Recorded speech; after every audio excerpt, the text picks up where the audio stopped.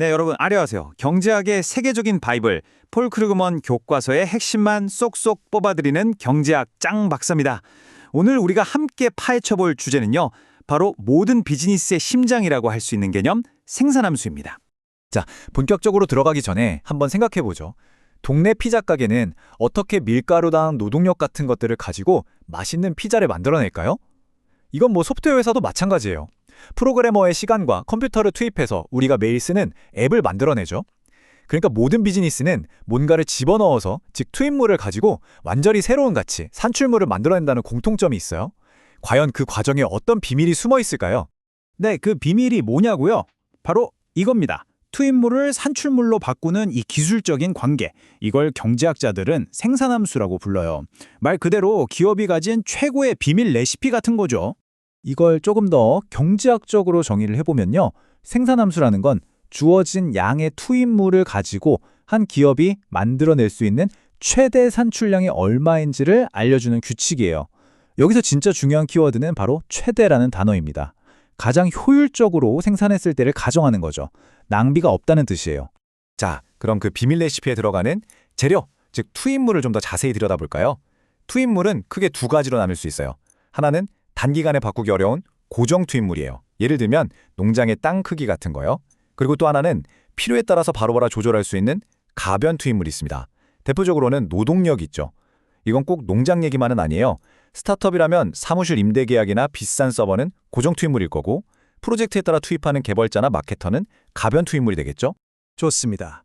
그럼 이 개념들이 실제로 어떻게 돌아가는지 교과서에 나오는 라울과 틸다 부부의 밀 농장 사례를 가지고 아주 제대로 한번 파헤쳐 보겠습니다. 자, 이 표를 좀 보실까요? 이 농장은 땅 크기라는 고정 투입물 10에이커는 딱 묶여 있고요. 가변 투입물인 노동자를 1명, 2명 이렇게 늘려갈 때마다 총 밀 생산량이 어떻게 변하는지를 보여주고 있어요. 당연히 노동자가 없으면 생산량도 0이고요. 1명을 고용하니까 19부셸이 생산되네요. 이 표에 있는 숫자들을 그래프로 옮기면 바로 이런 총 생산 곡선이 만들어집니다. 어때요? 노동자를 더 투입할수록 생산량이 계속해서 늘어나니까 곡선이 오른쪽 위로 쭉 올라가는 게 보이시죠? 그런데 여기서부터 정말 재밌어집니다. 혹시 눈치채셨나요? 곡선이 처음엔 가파르게 오르다가 뒤로 갈수록 점점 그 기울기가 완만해지고 있다는 사실이요. 대체 왜 그럴까요? 이 왜라는 질문에 답을 하려면 우리가 아주 중요하고 강력한 개념 하나를 알아야 합니다. 그게 바로 노동의 한계 생산이라는 겁니다.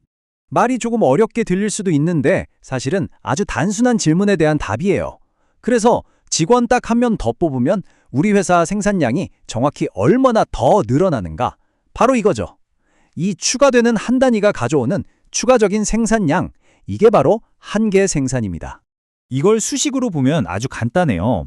MPL, 즉 노동의 한계 생산은 델타 L분의 델타 Q입니다. 여기서 이 세모 모양, 델타는 변화량을 의미하는 기호거든요. 그러니까 노동 투입량의 변화분의 총 산출량의 변화, 이게 바로 기업이 사람 1명 더 뽑을까 말까를 결정하는 아주 중요한 근거가 되는 거죠. 자, 이제 오늘의 하이라이트입니다. 노동자를 계속해서 1명 더 고용하면 그 추가적인 생산량, 즉 한계 생산이 과연 어떻게 변하는지 그 패턴을 한번 추적해보죠. 아까 봤던 총생산 곡선, 뒤로 갈수록 점점 완만해지던 거 기억나시죠? 사실 저 곡선의 기울기가 의미하는 게 바로 방금 우리가 배운 한계 생산이거든요. 기울기가 완만해진다는 건 뭘 의미할까요? 그렇죠. 새로 투입된 노동자가 그 전 노동자보다 전체 생산량에 기여하는 정도가 점점 줄어들고 있다는 결정적인 증거인 겁니다. 그리고 바로 이 그래프가 그 이유를 아주 명쾌하게 보여줍니다. 이게 바로 한계 생산 곡선인데요. 보세요. 첫 번째 일꾼은 혼자서 무려 19부셸이나 더 만들어냈는데 8번째 일꾼은 어때요? 고작 5부셸밖에 추가를 못하네요. 노동 투입량이 늘어날수록 한계 생산이 계속 떨어지는 명백한 우하향 곡선이 그려지죠. 경제학에서는 이 현상은 아주 중요한 법칙으로 다루는데요. 바로 한계 수학 체감의 법칙이라고 부릅니다. 이건 농장 내학에만은 아니에요. 우리 주변에서도 쉽게 볼 수 있거든요. 여러분이 자주 가는 동네 카페 한번 상상해 보세요. 커피 머신은 딱 한 대로 고정되어 있는데 바리스타만 계속 늘리면 어떻게 될까요? 처음에는 효율이 오르겠지만 나중에는 결국 서로 동선이 꼬이고 기계 앞에서 줄 서서 기다리는 시간이 더 길어지겠죠. 이게 바로 우리 실생활 속 한계 수학 체감입니다. 자, 좋습니다. 오늘 좀 많은 걸 배운 것 같은데 머릿속에 착하고 정리될 수 있도록 핵심만 다시 한번 짚어볼게요. 첫째, 모든 기업은 투입물을 산출물로 바꾸는 자신만의 생산함수라는 레시피를 가지고 있다는 것. 둘째, 가변 투입물을 한 단위 늘렸을 때 추가로 늘어나는 생산량이 바로 한계 생산이라는 것.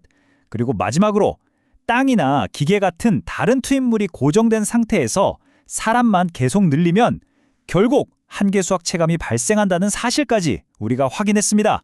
이 한계 수학 체감의 법칙은요, 라울의 농장뿐만 아니라 우리가 예로 들었던 카페, 심지어 첨단 기술을 다루는 소프트웨어 회사까지 고정된 자원 아래서 무언가를 만들어내는 모든 곳에 적용되는 아주 보편적인 원리입니다. 자, 그럼 마지막으로 여러분이 직접 한번 경제학자처럼 생각해 보실 수 있는 질문을 하나 던지면서 마무리할까 합니다. 만약에 획기적인 비료 기술이 개발돼서 똑같은 노동력으로 훨씬 더 많은 밀을 생산할 수 있게 된다면 우리가 오늘 본 총생산 곡선과 한계 생산 곡선은 과연 어떤 모습으로 바뀌게 될까요? 한번 곰곰이 생각해 보시면 좋겠습니다.